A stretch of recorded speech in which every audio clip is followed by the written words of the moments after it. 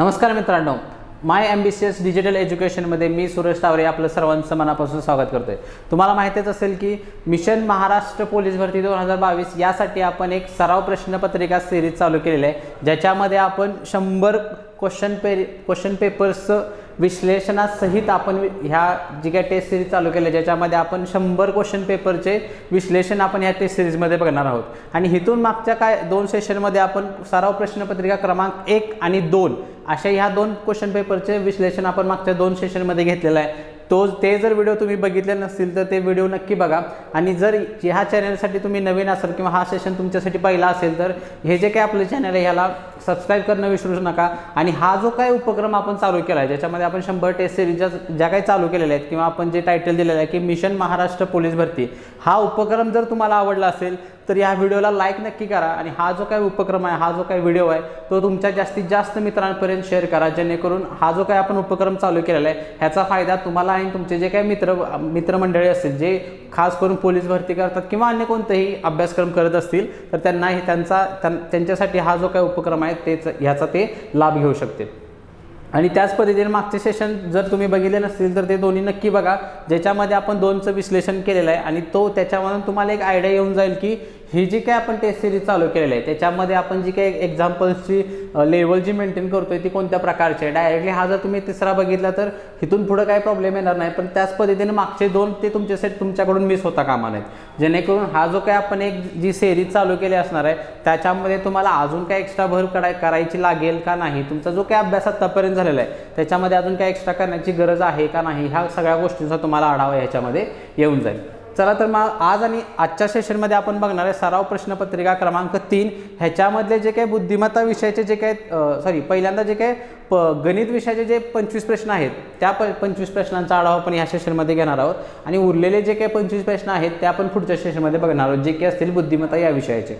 चला तर मग सेशनला चालू करूया। प्रश्न क्रमांक 1 तुमच्या स्क्रीनवर दिलेला आहे। दिलेले आपल्याला 1/216 घातांक वजा 2/3, 1/256 त्याचा पण घात आहे वजा 3/4 आणि 1/243 ज्याच्यामध्ये 243 ऐवजी तिथं 343 का, तिथं 343चा घातांक जो आहे तो वजा 1/5। म्हणजे जर आपण नीट बघितलं तर सगळे जे काही घात दिलेले आहेत आपल्याला ते वजामध्ये आहेत। आणि आपल्याला माहित असेल की घातांकाच्या जे काही प्रकरण आहे त्याच्यामधला हा क्वेश्चन आहे ज्याच्यामध्ये कोणताही घात आपल्याला निगेटिव्ह ठेवून चालत नाही किंवा ऋणमध्ये आपल्याला चालत आहे, त्याला आपल्याला काय करावं लागतं, पॉझिटिव्हमध्ये कन्वर्ट करावं लागतं। म्हणजे आता ते निगेटिव्हचं पॉझिटिव्हमध्ये कन्वर्ट करताना काय करायचं असते तर त्याचा जो काही अपूर्णांक आहे त्याचा जो काही पाय आहे तो पायाचा काय करायचं, सिम्पली गुणाकार व्यस्त करून घ्यायचं। जसं की आता 1/216 ह्याचा जर गुणाकार व्यस्त आपण केलं तर ते येणार आहे 216 आणि ह्या 216चा घात जो राहणार आहे आता वजा चिन्ह निघून जाईल आणि ते राहील 2/3 आणि त्यानंतर परत 1 अधिक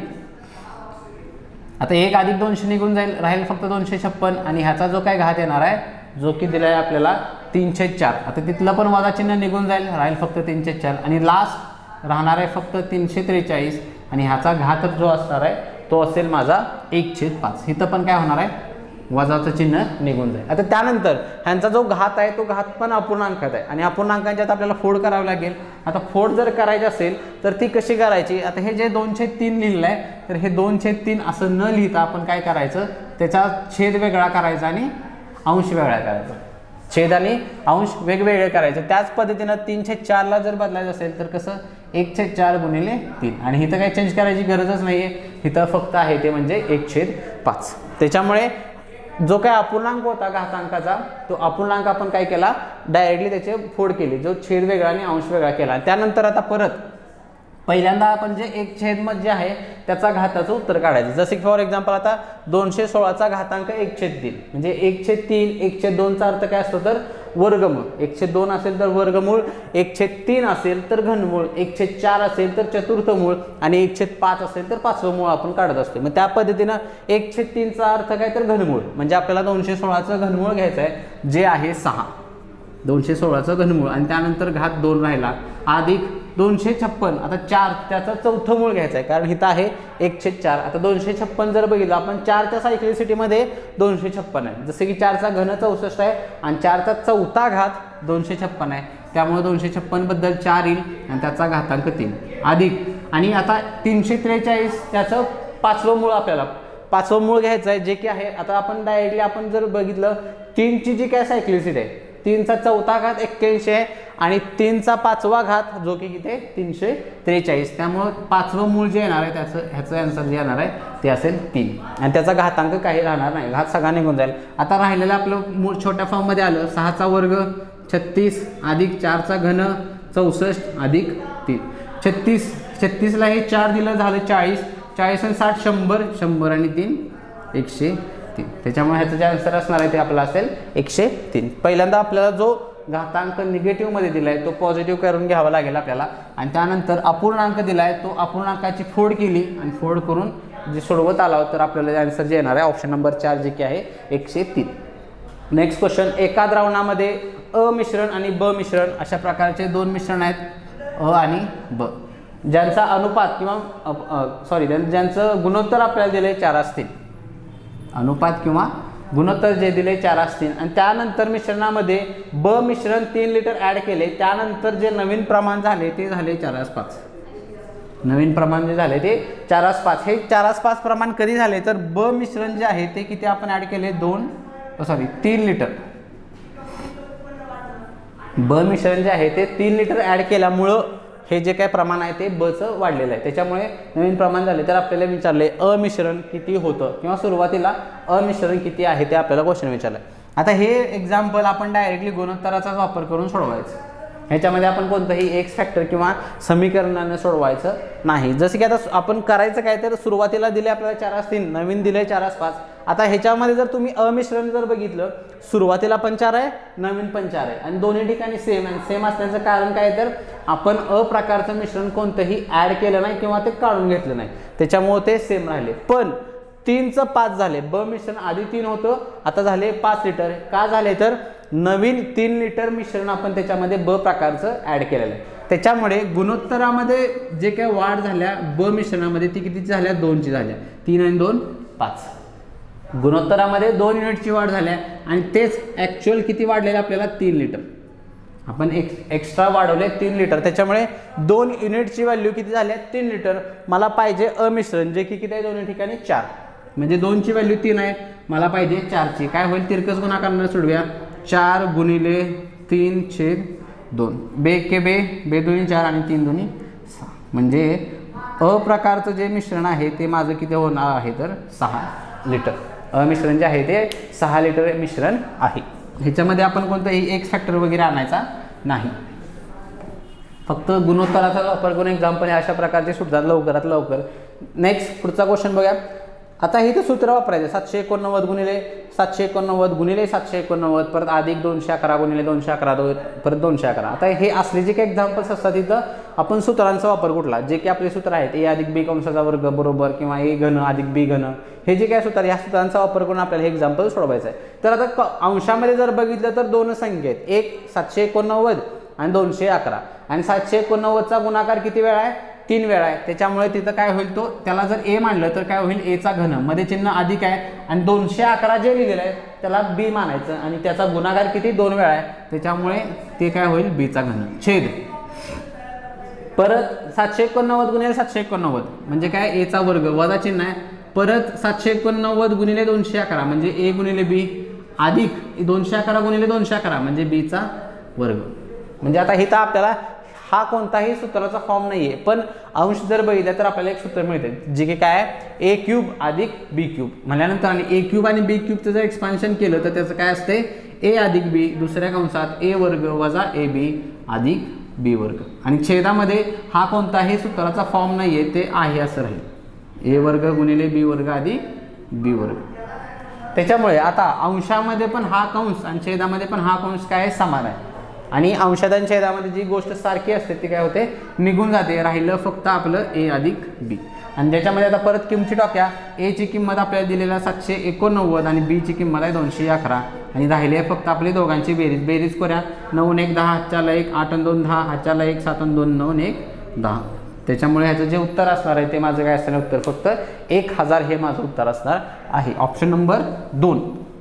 त्याच्यामुळे असले एक्झाम्पल सूत्रांनीच सुटतात. जर तुम्ही डायरेक्टली गुणाकार घन वगैरे करत असाल तर तुमचं तास आणि 1.5 तास गेलेला कळणार नाही. तुमचा सगळा क्वेश्चन पेपर फक्त एक एक्झाम्पल सोडवण्यासाठी आहे. 789 तुम्ही घन करणार, परत वर्ग वगैरे या सगळ्या गोष्टी, त्यामुळे सूत्र तुमचे पाठ असणं आवश्यक आहे असल्या प्रकारच्या एक्झाम्पलसाठी. त्यानंतर पुढचं एक्झाम्पल, दोन संख्यांची बेरीज 45 आहे. म्हणजे बेरीज, आता दोन संख्या दिल्या नाहीत त्याच्यामुळे आपण म्हणूया x अधिक y बरोबर 45. x अधिक y बरोबर 45. त्यांच्यातील फरक बेरजेच्या 1/9 आहे. फरक म्हणजे x वजा y, x वजा y बरोबर जो की किती आहे बेरजेच्या 1/9. आता बेरीज किती आहे रे आपली, त्यांनी सांगितलं 45. 45च्या 1/9 म्हणजे किती असणार आहे 9 1 9 9 5 45. म्हणजे जो फरक आहे तो असणार आहे माझा 5. फरक आहे माझा 5. तर आपल्याला विचारले त्यांचा लसावी काय असेल, त्याच्यामुळे आधी आपल्याला त्या संख्या काढाव्या लागतील. दोन संख्यांची बेरीज 45, फरक 5 आहे. सोडवे आता एक चल समीकरण आहे ज्याचा इथला जो काय सहगुण आहे काय दोन्ही ठिकाणी सेम आहे, त्यामुळे काय करायचं नाही, पहिलं दुसऱ्यातून काय करूया वजा. त्याच्यामुळे अधिक वजा वजा होईल 0, वजा वजा अधिक होणार आहे. त्यामुळं y अधिक y इथं 2y मिळेल आपल्याला बरोबर 45 वजा 5 40. त्यामुळे हे काय इथं अधिक असणार आहे 2y बरोबर 40. तर y बरोबर 40 भागिले 2 जे की किती येणार आहे 20. म्हणजे पहिली संख्या मला मिळाली 20. दुसरी काय असेल ती ह्या समीकरणात टाकायची की काय होतं x वजा y बरोबर 5. ज्याच्यामुळे y ची किंमत आपली 20 आली आहे, त्याच्यामुळे x वजा 20 बरोबर 5. तर x बरोबर इकडे आल्यानंतर अधिक होईल x बरोबर 25. म्हणजे एक संख्या 25, दुसरी संख्या 20 आणि ह्यांचा आपल्याला काय विचारलाय लसावी विचारलाय जो की किती असणार आहे 25 आणि 20चा लसावी जो आहे 100. कारण मोठी संख्या पकडायची, त्याचा पाढा जर चालू केला तर 25 चोक 100 आणि 20 5 100. त्याच्यामुळे ह्यांचा जो काय लसावी असेल तो काय असणार आहे 100 हा त्यांचा लसावी असेल. त्यानंतर नेक्स्ट पुढचं एक्झाम्पल बघूया. वस्तुनिष्ठ 90 प्रश्नांचं एक प्रत्येक योग्य उत्तराला 5 गुण मिळतात. म्हणजे बरोबर उत्तर जर आलं आपलं तर सांगितले आपल्याला 5 मार्क्स मिळतील. आणि जर प्रत्येक चुकीच्या उत्तराला 2 गुण काटले जातात. जर चुकलं तर आपले मार्क्स वजा 2 केले जातील. असं असेल तर 90 प्रश्न सोडवल्यानंतर एका विद्यार्थ्याला 387 मार्क्स पडलेले आहेत. 90 क्वेश्चन सोडवून मार्क्स त्याला मिळालेत 387. असं असेल तर त्याने सोडवलेल्या चुकीच्या उत्तरांची संख्या किती. चुकीचे उत्तर विचारलेत आपल्याला आणि ऑप्शन दिलेले आहेत 81 9 50 आणि त्यानंतर 10. चौथा ऑप्शन दिलेला आहे 10. तर असले जे काही एक्झाम्पल्स असतात प्राण्यांच्या डोक्यांची संख्या किंवा मशीनची संख्या किंवा त्यांचे पाय यांचे परत गुराखी वगैरे ह्या सगळे जे काही क्वेश्चन्स आहेत किंवा अशा प्रकारचे पण बरोबर उत्तराला एवढे चुकीच्या उत्तराला एवढे मार्क्स कापले जातात. तर असली सगळी जी काही प्रकारचे एक्झाम्पल्स असतात ह्याला बेस्ट वे काय असतो ऑप्शनवरने जाणे. कारण हे जर सोडवायचं म्हटलं तुम्ही तर इथं आपल्याला समीकरण तयार करावं लागतं जे की तुम्ही जर सोडवायचा प्रयत्न केला तर ते खूप लेंदी आणि कॅल्क्युलेशन तुमचं जास्त वाढतं. त्याच्यामुळे इथं आपण सोडवायचं कशी तर ऑप्शनवरनं जाऊन. आणि हे जे काही ऑप्शन आपल्याला दिलेले आहेत हे ऑप्शन सगळे चुकीच्या उत्तरांचे किंवा एकूण जी चुकीचे प्रश्न किती सोडवलेत त्याची ही आकडेवारी त्याची ही काय आकडेवारी आहे. मग त्यामुळे आता जर आपण पहिला क्वेश्चन जर घेतला 81 आणि एकूण सोडवलेत किती रे फक्त 90 क्वेश्चन सोडवलेत, त्याच्यामुळे पहिला ऑप्शन येण्याची शक्यता खूप कमी आहे. तरी पण एकदा क्रॉस चेक करूया. म्हणजे तुमचे 90 प्रश्नातले 81 प्रश्न चुकलेत, बरोबर किती असतील रे मग फक्त 9 असणार. फक्त 9 प्रश्न बरोबर राहिलेत आणि बरोबर आले तर मार्क किती मिळते 5. एक बरोबर आला तर 5, मग 9 बरोबर आलेत मार्क्स मिळाले 45. मार्क्स मिळाले 45 आणि 81 चुकले आणि एक चुकला तर 2, मग 81 चुकले तर 81 ची डबल ऑलमोस्ट किती जाते ती 8 ची 80 ची 160 आणि वरचे 102 म्हणजे किती होणार आहेत 162 आणि 45 वजा 162 केलं तर उत्तर काय जाते माझं निगेटिव्ह मध्ये जाते. त्याच्यामुळे हा ऑप्शन माझं उत्तर नाही. त्याच्यामुळे पहिला ऑप्शन तर माझं उत्तर नाही. दुसरा ऑप्शनवर घ्या. आता चुकीचे प्रश्न 9 आहेत, त्याच्यामुळे बरोबर किती प्रश्न असणार आहेत रे माझे 81 प्रश्न बरोबर असतील. 81 प्रश्न बरोबर आणि मार्क्स किती मिळतील रे मग आपल्याला 5 × 5 आणि 8 × 5 40. म्हणजे बरोबर उत्तराला म्हणजे 41 प्रश्न आले, मार्क्स किती मिळाले 405. पण माझे वरचे जे काय 9 चुकलेत फक्त. म्हणजे 81 बरोबर आले जे की ज्याचा स्कोर किती आला माझा 405 आणि 9 चुकलेत आणि एक चुकला तर 2 मार्क वजा होतात. 9 चुकले म्हणल्यानंतर 9 दुनी 18 मार्क्स माझे वजा होतील. बाकी किती राहतील ते चेक करूया. आता इथं 15 होतील, 15 8 गेले 7 आणि इथं होतील 39 आणि 39 मधनं गेला 38. त्याच्यामुळे माझा जो स्कोर येणार आहे फायनल स्कोर जो की आला किती 387 आणि माझा मार्क्स मिळालेत पण मला किती 387. त्याच्यामुळे माझं जे बरोबर आन्सर असणार आहे ते काय असेल ऑप्शन नंबर 2, जे की काय आहे 9 प्रश्न माझे चुकले असतील आणि बाकीचे सगळे 81 क्वेश्चन जे आहेत ते बरोबर आलेले असणार आहेत. त्याच्यामुळे उत्तर माझं असेल ऑप्शन नंबर 2. त्यानंतर नेक्स्ट पुढचं एक्झाम्पल, एका गायींच्या कळपात त्यांच्या पायांची संख्या डोक्यांच्या संख्येच्या दुपटीपेक्षा 14 जास्त आहे, तर कळपातील गायींची संख्या किती? आता इथं जर बघितलं आपण, इथं आपण ऑप्शनवरनं जात आहे कारण फक्त गाय आणि गायींची जी काही कंडिशन आहे ते आपल्याला फक्त मॅच करायची आहे. जसं की आपला पहिला गायींची संख्येचा ऑप्शन जो आहे ते 5, 7, 10, 12, 5, 7, 10 आणि 12. आता इथं जी डोक्यांची संख्या म्हणजे काय असते तर गायींची एकूण संख्या असते, कारण आपल्याला माहिती आहे की प्रत्येक गायला डोकं एकच असणार, असं कोणीही नसणार, अपवाद कधीच नसतं की कोणत्या तरी एका गायला 2 डोके असतील, असं कधी होत नाही. त्याच्यामुळे इथं काय जेवढे गायींची संख्या असणार आहे तेवढीच त्यांची डोक्यांची संख्या असणार आहे. त्याच्यामुळे ऑप्शन जर पहिला घेतला, जर 5 गायी असतील तर म्हणजे डोक्यांची संख्या पण 5च असणार आहे आणि डोक्यांची संख्येच्या दुपटीपेक्षा 14ने जास्त, म्हणजे ही जी काही दुप्पट आहे ह्याला गुणिले 2 अधिक 14 करायचं आहे आणि ती तेवढी काय येणार आहे पायांची संख्या याला पाहिजे. त्याच्यामुळे आता गायी जर 5 असतील, प्रत्येक गायला पाय 4 येतात, त्याच्यामुळे 5 चोक 20, पाय किती आले माझे 20 आले आणि माझी ही कंडिशन मॅच व्हायला पाहिजे. ही कंडिशन मॅच व्हायला पाहिजे म्हणजे 5 ची दुप्पट जर केली तर येते 10 आणि 10 मध्ये 14 मिळवलं तर किती होत आहेत 24 होत आहेत, पण माझे पाय किती आले 20. त्याच्यामुळे माझे पाय किती यायला पाहिजे आता 24 यायला पाहिजे होते, जे की आले 20. त्याच्यामुळे माझा पहिला ऑप्शन उत्तर नाही. दुसरा चेक करूया, आधी पायांची संख्या काढूया आणि त्यानंतर ती कंडिशन मॅच होते का ते चेक करूया.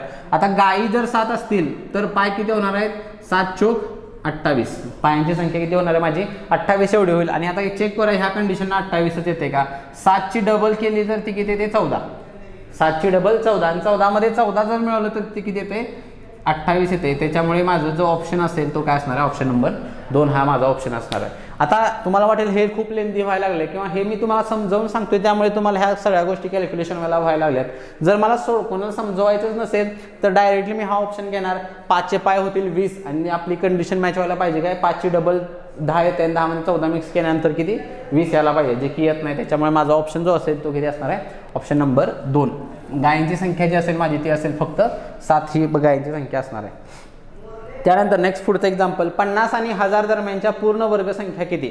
आता 50 ते 1000 ह्याच्यामध्ये आपल्याला पूर्ण वर्ग संख्या काढायची आहे. त्याच्यामध्ये पहिली जी असणार आहे 50 नंतर जो येतोय 50च्या अलीकडची 49 आहे जो की 7चा आहे, पण आपल्याला पुढे जावं लागेल 50 आणि 1000च्या दरम्यानच्या काढायच्या आहेत जो की 7 आणि त्यानंतर घ्यावं लागेल आपल्याला 8 7 जो की किती आहे 64. पहिला येणार आहे 64 जो की किती आहे 8चा वर्ग आहे आणि सगळ्यात शेवट जो आहे तो आपला किती आहे 330 आपला 900 आणि 31चा आहे तो म्हणजे 961.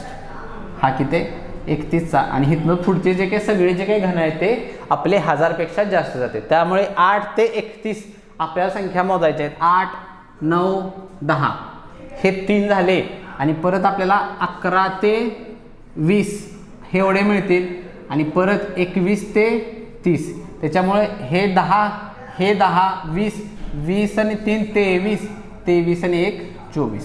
त्याच्यामुळे ज्या काही एकूण संख्या असणार आहेत माझ्या 50 ते 1000च्या पूर्ण वर्ग संख्या दरम्यान त्या किती असणार आहेत एकूण 24 संख्या असतील. त्यानंतर नेक्स्ट पुढचं एक्झाम्पल बघा, एक माणूस आणि त्याचा मुलगा यांचे सरासरी वय 40 वर्ष आहे, म्हणजे मुलगा अधिक वडील यांचे सरासरी वय 40 वर्ष दिले. म्हणजे आपल्याला जर त्यांची बेरीज पाहिजे असेल तर आपण काय करणार सिंपल 40 ची डबल जी की किती येणार आहे 80 वर्ष. म्हणजे मुलगा आणि तो माणूस किंवा तो वडील जरी कन्सिडर केला आपण तर त्या दोघांचं वय जे येणार आहे ते किती येणार आहे 80 वर्ष आणि त्यांच्या वयातील गुणोत्तर आपल्याला दिले 11:5. वयातील गुणोत्तर दिले आपल्याला 11:5. असं जर असेल तर आपल्याला विचार मुलाचे वय किती. आता जो काही लहान जो असणार आहे तोच मुलगा असणार आहे, त्याच्यामुळे गुणोत्तरातली बेरीज जी किती येते 11:5 16 आणि 16ची व्हॅल्यू आपल्याला एकूण किती दिली 80. गुणोत्तरातली बेरीज ही कशाच्या बरोबर असते एकदम त्यांच्या एकूण वयाच्या बेरजेच्या इतकी. त्यामुळे एका गुणोत्तरातली बेरीज 16 16ची व्हॅल्यू 80 दिलेली आपल्याला आणि विचार आपल्याला मुलाचं वय जो की किती आहे 5.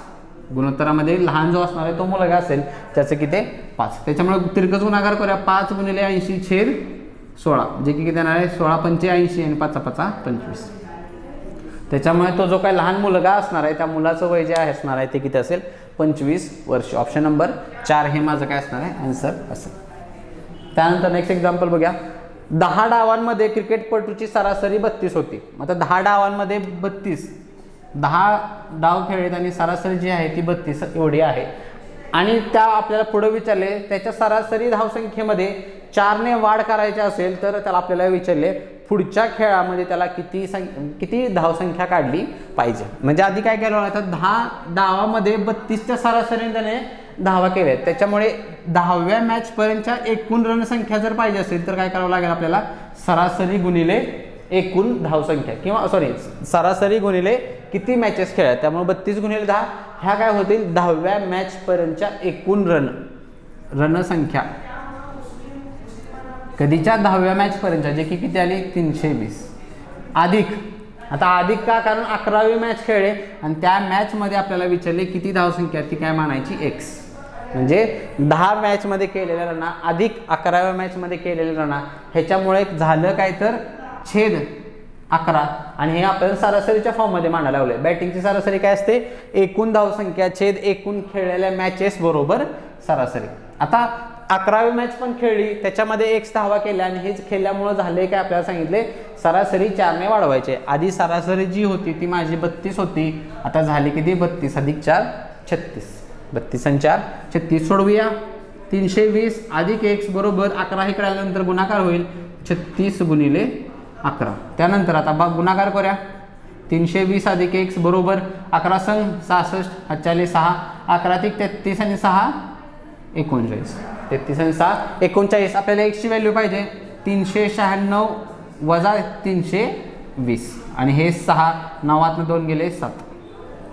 त्याच्यामुळे त्याला 11व्या मॅचमध्ये जी काय सरासरी धावसंख्या जी करायची आहे ती किती करावी लागेल 76 ते एवढी धावसंख्या त्याला करावी लागेल जेणेकरून त्याचं जे काही सरासरी धावसंख्या आहे जी की 4 ने वाढायला पाहिजे. पुढचं बघूया.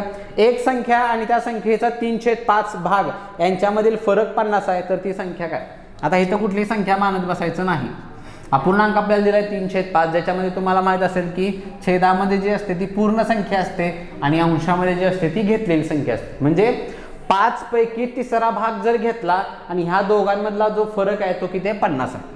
त्याच्यामुळे 5 आणि 3 मधला फरक किती येतोय 2चा फरक आहे आणि 2ची व्हॅल्यू मला किती दिलेली आहे 50 दिलेली आहे. तर ती संख्या किती आणि संख्या म्हणजे आपण काय घेतले तर एकूण मूळ संख्या जी की छेदातली की जी की किती आहे 5 म्हणजे 2ची व्हॅल्यू 50 तर 5ची किती म्हणजे काय होईल 5 गुणिले 50 छेद 2 म्हणजे 50च्या निम्म जे की येते 25 आणि 25 5 1400. त्याच्यामुळे ती जी संख्या असणार आहे ती माझी काय असेल 125 संख्या असणार आहे. त्यानंतर नेक्स्ट एक्झाम्पल बघूया. 10 वर्षापूर्वी वडिलांचे वय मुलाच्या वयाच्या 3 पट होते. आता मुलगा आणि वडिलांचे वय मुलाच्या वयाच्या 3 पट म्हणजे आता हे आपण काय गुणोत्तर काढतोय. मुलगा जर 1 वर्षाचा असेल तर वडील जे असणार आहे ते किती 3 वर्षाचे असतील. हे कधी 10 वर्षापूर्वीची कंडिशन आहे आणि 10 वर्षानंतर वडिलांचे वय मुलाच्या वयाच्या दुप्पट होते. आता 10 वर्षानंतर परत मुलगा जर 1 वर्ष असेल तर वडील असणार आहेत 2 वर्षाचे. हे पण काय आपण गुणोत्तर काढतोय आणि ह्या दोघांच्या मध्ये जे असणार आहे ते आजचे वय असेल आणि हे जे गुणोत्तर आपल्याला दिले 10 वर्षापूर्वी आणि हे जे गुणोत्तर दिले ते 10 वर्षानंतर वजा 10 आणि अधिक 10 आणि हे गुणोत्तर आपलं आलं 1/3 आणि 1/2 आणि आपल्याला विचारले तर सध्या त्यांच्या वयांचे गुणोत्तर किती असेल. सध्या जे असणार आहे त्यांच्या वयाचं गुणोत्तर आधी काय असणार आहे आधी आपण त्यांची वय काढूया त्यानंतर काय गुणोत्तर काढूया. त्यामुळे आणि आता हितला जो फरक आहे गुणोत्तराचा एक्झाम्पल सोडवायचं असेल तर आपल्याला दोघांचा जो काही गुणोत्तर असते तो फरक आपला सेम लागतोय. जसं की 3 आणि 2 मध्ये किती 1चा फरक आहे आणि 1 आणि 1 मध्ये 0चा फरक आहे. त्यामुळे फरक सेम नाही तर तो फरक सेम करून घ्यायचा असतो. तो कसा करायचा तर छेदातल्या गुणोत्तरातल्या फरकानं वर गुणायचं. 2 आणि 1चा फरक आहे 1 न हिथं गुणायचं आणि वरील गुणोत्तरातल्या फरकानं 3 आणि 1 मधला फरक किती 2 आहे तर ह्या 2 न कुठं गुणायचं खाली गुणायचं. त्यामुळे गुणाकार करूया 1 न गुणलं तर काय फरक पडणार नाही 3 आणि 1 आणि इथं किती 4 आणि बेके बे. त्याच्यामुळे आणि ही आजचे होणार आहे आणि परत हितला जो फरक आहे वयातला जो काय फरक आहे आता इथं वजा 10 आणि अधिक 10 तर ह्या दोन गोष्टी काय रे अपोजिट आहेत. आणि तुम्हाला मागच्या पण सेशनमध्ये आपण बघितले, जेव्हा दोन अपोजिट गोष्टी असतील आणि त्यांच्यातला जर फरक काढायचा असेल तर त्यांची आपण काय करतो, बेरीज करतो. त्यामुळे इथं जो वयामधला जो फरक पडणार आहे तो कितीचा पडेल, 20चा पडणार आहे. 10 आणि 10 20चा पडणार आहे. आणि इथं किती होणार आहे, 3 आणि 1 4, 1 आणि 1 2. त्याच्यामुळे गुणोत्तराला फरक किती आला रे, 1चा फरक आहे आणि 1ची व्हॅल्यू किती आहे, 20 आहे. त्याच्यामुळे वडिलांचं हे 10 वर्षाचं पूर्वीचं वय काय असेल, 20 आणि 20 त्रिक 60. त्याच्यामुळे मुलाचं 10 वर्षापूर्वीचं वय किती आलं, 20 आणि वडिलांचं 10 वर्षापूर्वीचं वय आलं 60. मग आजचं वय किती असेल रे मुलाचं, 20 आणि 10 30 आणि 60 आणि 10 70. म्हणजे हे आपल्याला मिळालं 10 वर्षापूर्वीचं. आजचं जे असणार आहे ते काय असणार आहे, 20 आणि 10 30 60 आणि 10 70. आणि आपल्याला त्या काय विचारले, सध्या वय त्यांच्या वयांचे गुणोत्तर जे की किती येणार आहे, 70 आणि 30चं गुणोत्तर जे राहते ते किती येणार आहे, 7:3. गुणोत्तर जे येणार आहे आपलं ते किती असणार आहे, 7:3. जो की ऑप्शन कुठला आहे, ऑप्शन नंबर 2 हे काय असणार आहे, माझं उत्तर असेल. त्यानंतर नेक्स्ट पुढचं एक्झाम्पल बघा. एका धातूचे मिश्रण करण्यासाठी 5 kg धातू A आणि 20 kg धातू B लागतोय. तर मिश्रणामध्ये धातू A ची टक्केवारी आपल्याला विचारले. म्हणजे काय, धातू A चं जे मिश्रण आहे ते किती आपण वापरले, 5 किलो. धातू A प्रकार आहे, त्याचं वजन आहे 5 किलो. किती पैकी, आणि आपल्याला टक्केवारी जर काढायची असेल तर घेतलेली क्वांटिटी छेद एकूण मिश्रण. आता 5 किलो A आणि 20 किलो B एकूण झाले किती, 25. 5 किलो घ्यायचं आहे 25 पैकी आणि हे आपल्याला टक्केवारीमध्ये विचारले म्हणून गुणिले 100. 25 एके 25, 25 चोक 100 आणि 5 चोक 20. म्हणजे धातू A जो असणार आहे तो किती असणार आहे, टक्केवारीमध्ये 20% एवढा काय असेल तो धातू असणार आहे. त्यानंतर नेक्स्ट पुढचं एक्झाम्पल बघा. 2592 ही एक संख्येच्या 64% आहे, तर त्याच संख्येच्या 88% बरोबर किती. म्हणजे काय, 64% ह्याची व्हॅल्यू मला दिलेली आहे 2592. आणि तुम्हाला माहिती असेल टक्केवारीमध्ये जी मूळ संख्या असते ती नेहमी असते 100%. त्याच्यामुळे 64%ची व्हॅल्यू 2592 आहे. तर 100%ची किती, मग 100%साठी काय करायला, त्रिकच गुणाकार करूया. 100 गुणिले 292 छेद 64 छेद 64. 16 भाग घालूया आपण. 16 चोक 64, 16 एके 16, 9 राहिले 99 झाले, 16 सक 96, 3 उरले, 16 दुनी 32 आणि परत 4 इकडे घालूया. 25 चोक 100 आणि गुणाकार करूया. 25 दुनी 50, 25 सक 150, 150 आणि 5 155, 15, 25 एके 25 आणि 15 40. म्हणजे ती जी संख्या आली ती किती आली आपली, 4050 आली. आता 4050 ही संख्या आली आणि ह्याच संख्येचा आपल्याला परत किती, 88% काढायचा आहे. आता 4050चा तुम्हाला माहित असेल 88% काढायचा म्हणजे फोड करूया. आधी 80% काढ्या आणि परत 8% करूया. आता 80% 4050चं 10% जे येते ते किती येणार आहे, 405. 10% 405 गुणिले 8 म्हणजे केल्यानंतर मला 80% मिळेल. 8 पंचे 40, 4 8 0 0 4, 8 चौक 32, 3240. हे 80%ची व्हॅल्यू. परत 8% काढायचं आहे. 4050चं 1% 40, मग 8%, 8 चौक 32, 320. बेरीज करूया. 0 4 आणि 2 6, 3 आणि 2 5 आणि हे 3 म्हणजे 3560. म्हणजे ह्याचं जे असणार आहे त्या संख्येचा 88% बरोबर किती असेल, 3560 हे माझं काय असणार आहे, उत्तर असेल. त्यानंतर नेक्स्ट पुढचं एक्झाम्पल बघा. एका परीक्षेमध्ये गणित विषयामध्ये 34% विद्यार्थी अनुत्तीर्ण झाले, म्हणजे 34% नापास झालेत गणितमध्ये. त्यानंतर इंग्लिशमध्ये 42% नापास झालेत. इंग्लिशमध्ये 42% नापास आणि दोन्हीमध्ये आपल्याला सांगितले 20% दोन्हीमध्ये नापास झालेत. दोन्ही विषयामध्ये 20% नापास झाले. आता असले एक प्रकारचे एक्झाम्पल सोडवण्यासाठी तुम्हाला माहित असेल की हितली जी कॅटेगरी आहे म्हणजे काय, एक तर तुम्हाला सगळे पास संख्या लागतात किंवा सगळेजण काय लागतात, नापास लागतात. त्यामुळे आपल्याला सगळं नापास दिलेलं आहे, त्यामुळे आपण डायरेक्टली करू शकतोय. आपल्याला जर एकूण आता क्वेश्चन असं नापासचा असेल तर नेहमी क्वेश्चन ह्यामध्ये काय आपल्याला उत्तीर्णचा विचारला जातो आणि ते उत्तीर्ण करण्यासाठी काढायचं काय तर एका विषयामध्ये पास किंवा नापास झालेल्यांची बेरीज वजा दोन्हीमध्ये पास किंवा नापास झालेले विद्यार्थी. जसं की 4 आणि 2 6, 4 आणि 3 7, 76 वजा 20 जे की किती येणार आहे, 56%. जे येणार आहे 56%. आता हे आपल्याला काय येतात, एकूण नापास झालेले विद्यार्थी. आपल्याला पास झालेले विद्यार्थी पाहिजेत. पास झालेले बरोबर एकूण, म्हणजे आता एकूण हे नापास झालेत 56%, तर जे की मी 100तनं वजा केले तर मला काय मिळतील, एकूण पास विद्यार्थी मिळतील जे की किती येणार आहे, 44%. 100 वजा 56 जे किती राहणार आहे, 44%. हे माझं काय असणार आहे, आन्सर असेल. त्यानंतर नेक्स्ट एक्झाम्पल बघा. आपल्याला दिलेलं आहे 10%, 20%, 30% सवलतींचा श्रेणीय एकच समतुल्य किंवा एक सममूल्य सूट काय असेल. म्हणजे 10% आणि असले एक्झाम्पल आपण नेहमी 100वर कॅल्क्युलेट करत असतो. म्हणजे जर तुमची मूळ रक्कम 100 रुपये असेल त्याच्यावर पहिला डिस्काउंट जो आहे तो 10%. आता 100चं 10% 10च रुपये येणार आहेत. डिस्काउंट म्हणजे ते काय करावं लागेल -10 आणि 100मधून 10 केलं तर ते राहते किती 90 रुपये राहिले. हा पहिला डिस्काउंट दिल्यानंतर आता दुसरा डिस्काउंट किती रे 20%. म्हणजे आता 90चं 20% किती येणार आहे.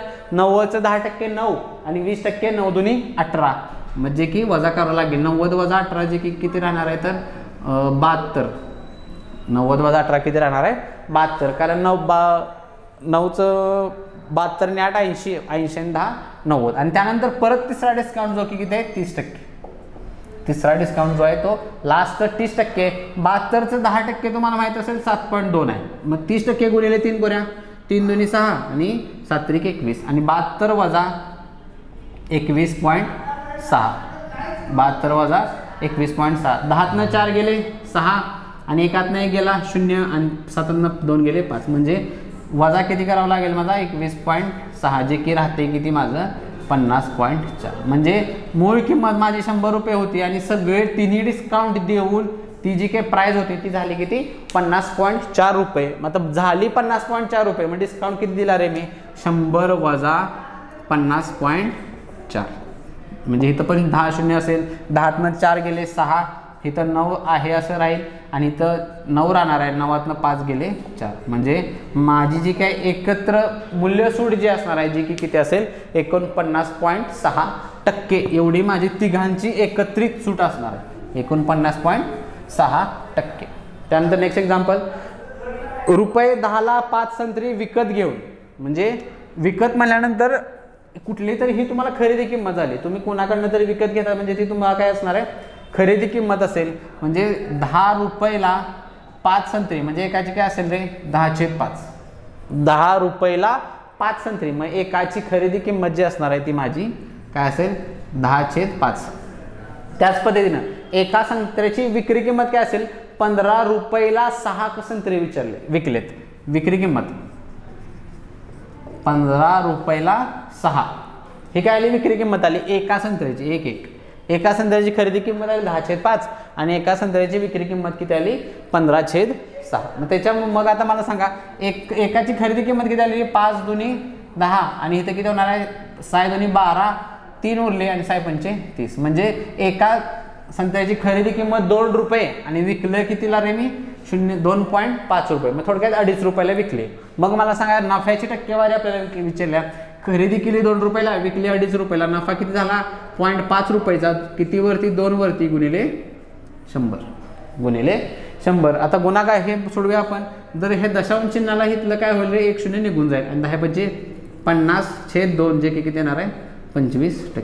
म्हणजे जो काय मला नफा होणार आहे तो किती येणार आहे 25% एवढा मला काय होणार आहे नफा होईल. आधी काय करायचं एका संत्र्याची खरेदी किंमत काढायची आणि एका संत्र्याची विक्री किंमत काढायची आणि दोन्ही त्यानंतर जो काय नफा किंवा तोटा होत असेल त्या पद्धतीने आपण शेकडा नफा किंवा शेकडा तोटा काढू शकतो.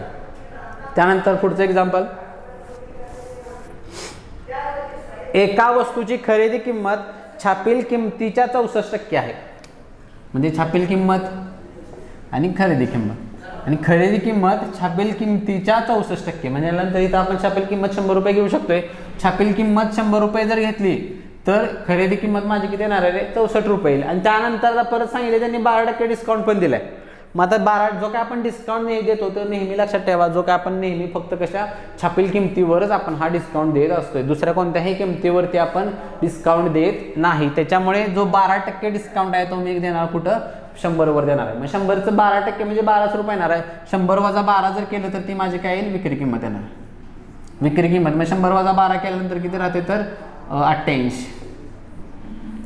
म्हणजे 64 रुपयाला खरेदी केली आणि विकली कितीला 88 रुपयाला. ह्याच्यामध्ये आपल्याला विचारले तर नफ्याची टक्केवारी किती. आता नफ्याची टक्केवारी विचारली आपल्याला 64 रुपयाला खरेदी केलाय 88 रुपयाला विकला म्हणजे मला जो काय नफा होणार आहे तो किती होईल 24 रुपयांचा नफा होणार आहे. कशावरती तर 64 वरती आणि गुणिले 100. कारण नफा किंवा तोटा तुम्हाला माहित असेल आपण नेहमी कशावर आपल्या ह्या खरेदी किमतीवर आपण कॅल्क्युलेट करत असतोय. आता भाग घालूया 4 ने जाईल 4 सक 24, 4 एके 4, परत 4 सक 24, म्हणजे आता परत इथं जाईल 4 चौक 16 आणि 25 चौक 100. आता 25 सक किती होत आहेत? 25 सक 150 भागिले 4, 150 भागिले 4. आता हे टक्केवारीमध्ये काय करायचं? भाग घालूया आपण. 4 त्रिकम 12, म्हणल्यानंतर बाकी आपली 3 राहिली, 30 झाली. 4 सत्ते 28, 2 राहिले आणि 4 पंचे 20. म्हणजे माझी जी काही नफ्याची टक्केवारी असणार आहे ती काय असणार आहे? 37.5%. नफ्याची टक्केवारी जी असेल माझी ती असणार आहे 37.5%. त्यानंतर नेक्स्ट पुढचं एक्झाम्पल बघूया. ए आणि बी दोन एक समान भांड्यांमध्ये दूध आणि पाणी यांचं गुणोत्तर आहे, किंवा दोन समान आकाराची भांडे आहेत ज्याच्यामध्ये ए मध्ये गुणोत्तर आहे 4:5, ए मध्ये गुणोत्तर आहे 4:5 आणि बी मध्ये त्यांचं गुणोत्तर आहे 5:1. आणि ह्यानंतर काय केले तर ती दोन्ही भांडी जी काय केले ते एकत्रित केलेत आणि एकत्र केल्यानंतर आपल्याला काय विचारले? दूध आणि पाण्याचं प्रमाण आपल्याला विचारलेलं आहे. आता डायरेक्टली एकत्र केलेलं म्हणल्यानंतर हे म्हणजे ह्याच्यामध्ये पहिलं जे दूध आणि पाण्याचे प्रमाण आहे म्हणजे 4 आणि 5 दोघांची बेरीज 9 आणि परत 5 आणि 1 6, म्हणजे 9/6 हे उत्तर आपलं येत नाही. आपली कारण कंडिशन आपली पहिल्यांदा काय सांगितलं? ही जी काय दोन्ही भांडी आहेत ती समान आकाराची भांडी आहेत. समान आकाराची भांडी असेल तर म्हटल्यानंतर मला सांगा त्यांचं आकारमान पण काय असतं? सेमच असते. त्याच्यामुळे जर हिथली बेरीज केली गुणोत्तरातली 5 आणि 4 9 येते आणि हिथे किती जाते? 5 आणि 1 6. त्याच्यामुळे 9 आणि 6 बेरीज येते. त्यामुळे दोन्हीही प्रकारची भांडी काहीतरी वेगवेगळी सध्या आहेत. त्यामुळे आपल्याला काय करावं लागेल? आकारमान समान आहे त्यामुळे त्यांचं आकारमानाने नीट समान आलं पाहिजे. त्यासाठी करायचं काय? ह्या गुणोत्तरातला जो काही बेरीज येते 5 आणि 4 9, ह्या 9 न गुणायचं दुसऱ्या गुणोत्तराला. पहिल्या गुणोत्तरातल्या बेरजेनं दुसऱ्याला गुणायचं आणि दुसऱ्या गुणोत्तरातल्या बेरजेनं पहिल्याला गुणायचं. म्हणजे ह्या सगळ्याला किती गुण? 6 न गुणायचं. गुणाकार करूया. 6 चौक 24 आणि 6 पंचे 30, परत 9/5 45 आणि 9 एके 9. आता बेरीज करूया. 24 आणि 30 54 आणि 45 आणि 9 इथं पण किती येतोय? 54 येते. ह्या आता आपण काय करू शकतो? दोन्ही प्रकारचं जे काय आहे भांडी एकत्र करू शकतो. आणि गुणोत्तराचा क्रम कसा आहे? तर हे दूध आहे आणि हे पाणी आहे. इथं हे दूध आहे आणि हे पाणी. त्याच्यामुळे एकूण जे दूध होणार आहे ते माझं किती होईल रे? दूध आणि पाणी 24 आणि 45, 5 आणि 4 9 आणि 4 आणि 2 6 एवढं दूध होणार आहे. पाणी किती होईल? 30 आणि 9 39. आता हे गुणोत्तर परत कमी होत असेल तर भाग घालवायचा, नसेल तर आहे असं उत्तर ठेवायचं. आता हे गुणोत्तर आपलं कमी होते त्याच्यामुळे आपण भाग घालूया. 3 न भाग जाईल. 3 दोन्ही 6, 3 त्रिक 9, 3 एके 3, 3 त्रिक 9. म्हणजे माझं जे उत्तर असणार आहे ते किती असेल? 23 13. उत्तर ह्याचं जे असणार आहे ते माझं किती असणार आहे? 23 13 हे माझं उत्तर असेल. त्यानंतर नेक्स्ट एक्झाम्पल. 2A बरोबर 3B बरोबर 4C. 2A बरोबर 3B बरोबर 4C असं जर असेल तर मला विचारले ABC यांचं एकत्रित गुणोत्तर किती? मग त्यासाठी आधी काय करावं लागेल आपल्याला? आता हे B इकडं जर आणलं A/B बरोबर काय मिळेल रे मला? हे 2 इकडं जाईल 3/2. म्हणजे A/B ह्याचा अर्थ काय असतो रे? ASB बरोबर मला काय मिळाला? 3/2. आता त्यानंतर हे जर मी इक्वेट केलं काय मिळेल रे ह्यातनं? 3B बरोबर 4C. माझ्या ह्यातनं B/C मिळेल मला आणि C इकडे आलं तर छेदात जाईल आणि हे 3 इकडे ढकललं तर काय छेदात जाईल. म्हणजे ह्याचाच काय B/C बरोबर किती मला? 4/3. आता हे तिन्ही गुणोत्तर एकत्र करूया आपण. A/B आणि एकत्र कसं करायचं असतं रे? AB 3/2 आणि परत BC म्हणजे दुसरा B ची व्हॅल्यू 4 आहे आणि परत C ची व्हॅल्यू किती? इथं असतं ते C. आणि इथं ज्या काही रिकाम्या जागा आहे तिथं तर त्याच्या शेजारची संख्या लिहायची असते. इथं काय येणार आहे? 4 आणि फायनली त्यांचा काय? उभ्यांचा गुणाकार. 4 त्रिकम 12, 4 दोन्ही 8 आणि 3 दोन्ही 6. आता 12 8 6 हे परत अजून कमी होईल. 2 न भाग जाईल. 2 सक 12, 2 चौक 8 आणि 2 त्रिक 6. म्हणजे ABCचं गुणोत्तर जे असणार आहे ते माझं काय असेल? 4 आपलं 6 4 3 तिघांचं एकत्र गुणोत्तर असणार आहे जे की 6 4 हे 3 हे एकत्रित गुणोत्तर असेल. त्यानंतर पुढचं एक्झाम्पल बघा. पाईप A आणि B अनुक्रमे 20 तासात भरतात. 20 आणि 30 तासात भरतात. पाईप C 40 तासात रिकामी करते तर सर्व पाईप एकत्रित चालू केला तर किती वेळ भरेल? म्हणजे पाईप A ला किती? आणि हे आपण नेहमी असले एक्झाम्पल लसावी पद्धतीनं सोडवणार आहोत. A ला 20 तास लागतात, B ला 30 तास लागतात आणि C ला 40 तास लागतात. म्हणजे हा लागणारा वेळ इथं काय काढतो आपण? लसावी. आणि लसावी म्हणजेच काय असते तर एकूण कार्य आणि इथं काय असते? आपली क्षमता. आता एकूण कार्यासाठी काय करायचं असते तर इथं ज्या काही संख्या आहेत त्यांचा काय काढायचा असतोय लसावी, आणि इथं लसावी तुमचा फास्ट तुम्हाला जमला पाहिजे. इथं तुम्ही टेबलच्या फॉर्मने लसावी काढता कामा नाही ना, तर तुमचा विनाकारण वेळ तो लसावी काढण्यासाठी फुकटचा जाईल. त्याच्यामुळे 20, 30, 40चा जो काही लसावी येणार तो किती येतोय रे. आणि ह्याच्यासाठी करायचं काय तर मोठी संख्या पकडायची आणि मोठ्या संख्येचा पाडा चालू करायचा. कुठपर्यंत, जोपर्यंत ती संख्या पाड्यातली जी संख्या आहे ती ह्या राहिलेल्या दोन संख्येमध्ये येत नाही तोपर्यंत तो पाडा म्हणत राहायचा. जसं की 40, 40 एके 40, 40 दुनी 80, 30च्या पाड्यात नाही, 40 त्रिक 120 जाते, जे की 30च्या पण पाड्यात आहे आणि 20च्या पण पाड्यात आहे. त्याच्यामुळे लसावी जो येणार आहे तो 120 असेल. क्षमता बरोबर आपली काय असते रे, एकूण कार्यच्छेद दिवस म्हणजे 120, 20 संग 20 आणि 30 चोक 120 आणि 40 त्रिकम 120 येणार आहे. त्याच्यामुळे आणि जी टाकी आणि टाकीच्या ह्याच्यामध्ये फक्त एक लॉजिक असते काय, जी टाकी रिकामी होत असते तिला चिन्ह काय द्यायचं, वजा द्यायचं.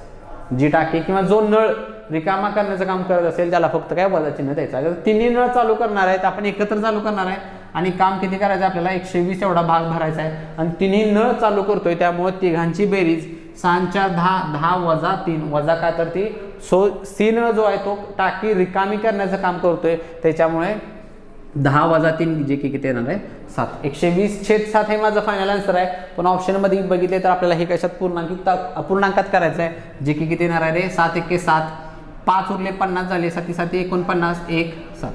म्हणजे ह्याचं जे आन्सर असेल ते किती असेल, 17.1/7 तास हे माझं काय असणार आहे आन्सर असेल. त्यानंतर नेक्स्ट एक्झाम्पल, 3 पुरुष किंवा 9 मुले एक काम 21 दिवसात पूर्ण करतात. तर म्हणजे काय, 3 पुरुष किंवा 9 मुलं म्हणजे 3 पुरुष जेवढं काम करतात तेवढंच एकत्रित 9 मुलं एवढं काम करतात.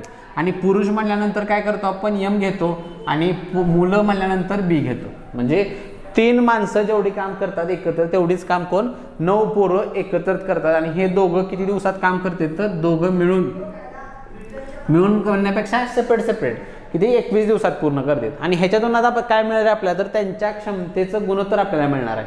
म्हणजे काय, सगळीकडे 3 भाग जाईल, यम बरोबर 3b.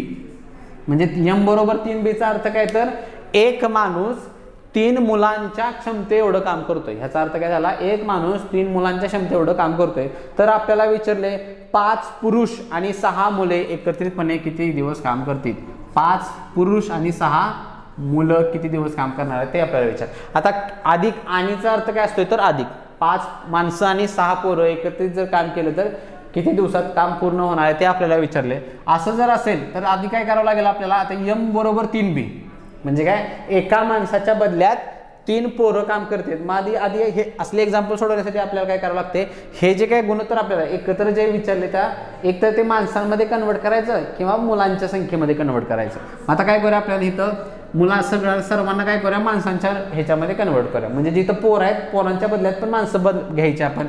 आता 3 पोरांबद्दल 1 माणूस लागतोय, 3 पोरांबद्दल 1 माणूस. मग मला सांगा 6 पोरांबद्दल किती माणसं लागतील रे. म्हणजे इथं पण आपल्याला 2 न गुणावं लागेल आणि इथं पण 2 न गुणावं लागेल. म्हणजे 6 पोरं होतील. म्हणजे 6 पोरांबद्दल मला माणसं किती लागतील, 2 माणसं लागणार. एकूण माणसं किती झाली, 5 आणि 2 7 माणसं झाली. आणि सुरुवातीला माणसं किती होते रे, 3 माणसं. आणि 3 माणसांना वेळ किती लागत होता, 21 दिवस. एकूण काम काय होईल माझं, 3m गुणिले 21, 3m गुणिले 21. आणि एवढंच काम आता करणार कोण आहेत, फक्त 7 माणसं करणार आहेत, फक्त 7 माणसं. कारण ह्या 6 पोरांना पण आपण माणसांमध्ये कन्वर्ट केलेला आहे.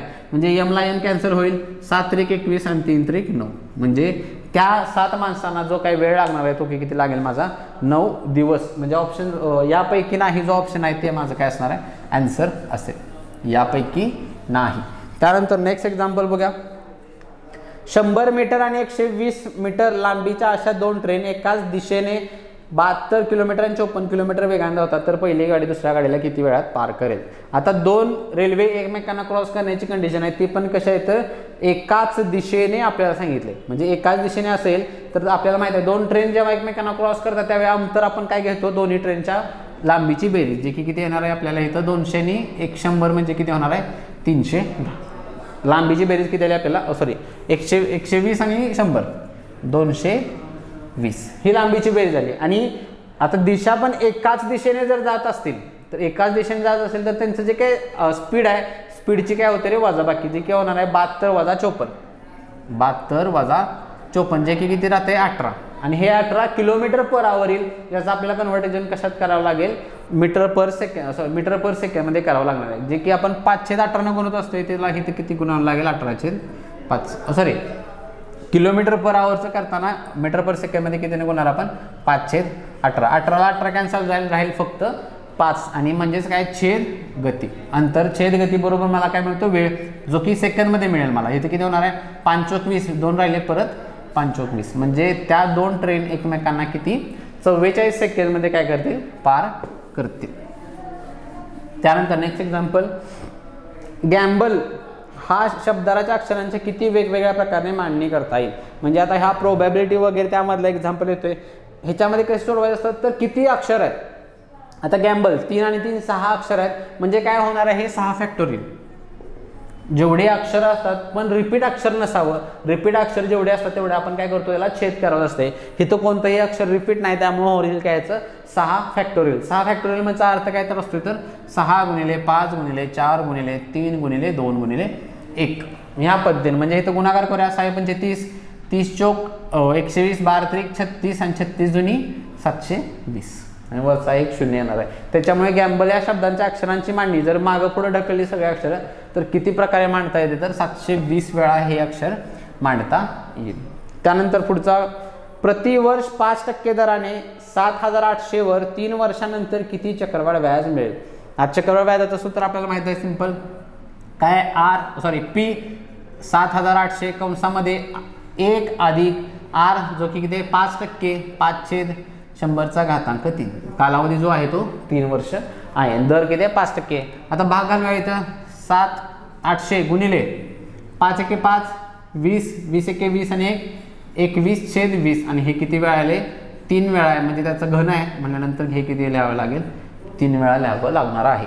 त्याच्यामुळे परत 2 शून्याला 2 शून्य जातील आणि आता त्यानंतर परत 2 ने भाग घालूया, 2×6 2×9 18. आता परत 2 ने कुठेच भाग जाणार नाही, त्याच्यामुळे आपलं राहिलं काय 39 गुणिले 21 गुणिले 21 गुणिले 21 छेद 2 गुणिले 20 एवढा आपल्याला काय असणार आहे गुणाकार यायला आहे. आणि त्याच्यानंतर आपल्याला काय काढायचं आहे, याचं फायनल आन्सर काढायचं आहे.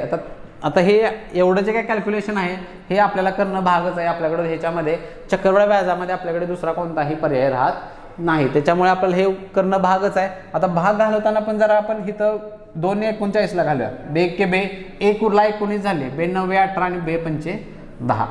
आता त्यानंतर परत आता 2 न कुठं 2 ने इथं 10 होईल, इथं घालूया कुठल्या पण याला 2 परत 0 10.5 आणि परत आता इथं किती 0 आहे आणि त्यानंतर फायनली आपल्याला 2.1 देऊ. आता 19.5 गुणिले 21 गुणिले 10.5 गुणिले 2.1. आता एवढा सगळा कॅल्क्युलेशन आपल्याला करायचा आहे. पण कॅल्क्युलेशन करताना पण आपण थोडंफार एक कॅल्क्युलेशनचं जर हे लावलं आपण तर जे काय आपला आन्सर जे येणार आहे ते आन्सर पहिला ऑप्शन जर बघितला तर किती आहे रे आपलं 9,029.475, जो की काय रे आपल्या मुद्दलेपेक्षा जास्त उत्तर येणार आहे, मुद्दलेपेक्षा जास्त आहे. त्याच्यामुळे पहिला ऑप्शन तर आपलं काय नाही आहे उत्तर नसणार आहे.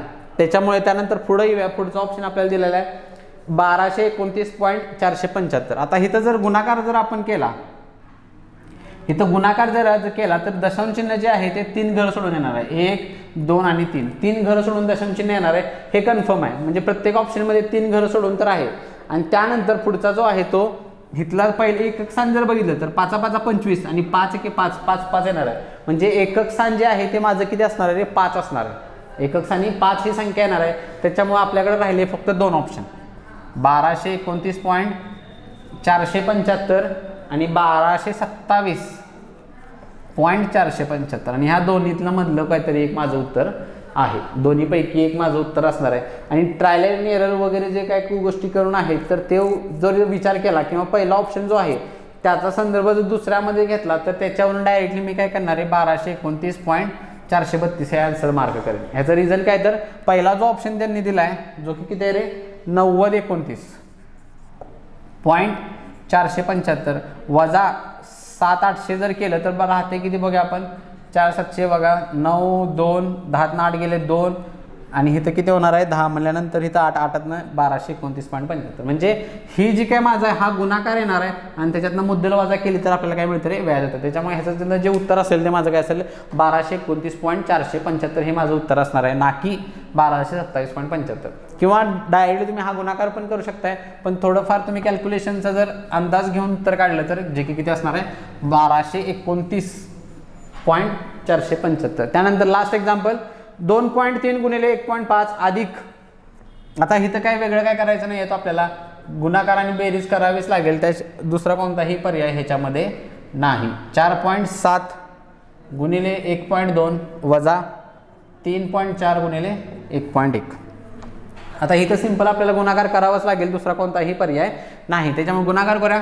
15 त्रिक 45, हातच्याले 4, 15 दोन्ही 30 आणि 4 34 आणि 2 घरं सोडून दशांश चिन्ह म्हणजे 3.45 अधिक 12 7 84, 4 हातच्याले 8, 12 चोक 48 आणि 8 56. इथं पण 2 घरं सोडून दशांश चिन्ह. आधी बेरीज करून घेऊया. 5 आणि 4 9, 6 आणि 4 10, 1 5 आणि 3 8 आणि 1 9 म्हणजे उत्तर काय आलं 9.09. आणि त्यानंतर 3.4 गुणिले 1.1 11 चोक 44, हातच्याले 4, 11 त्रिक 33 आणि 4 37 म्हणजे 37.4 3.74. हे काय वजा करावं लागेल. फायनली काय वजा चिन्ह आहे, वजा बाकी करूया. 9तनं 4 गेले 5, 10तनं 7 गेले 3, इथं 8 राहतील, 8तनं 3 गेले 5. उत्तर काय असेल माझं 5.35.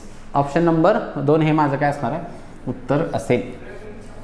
ठीक आहे. इथं आपली जी काही सराव प्रश्नपत्रिका क्रमांक 3 आहे त्याच्यामधली गणित विषयाचे जे काही 25 क्वेश्चन्स आहेत ते आपले इथे संपलेले आहेत.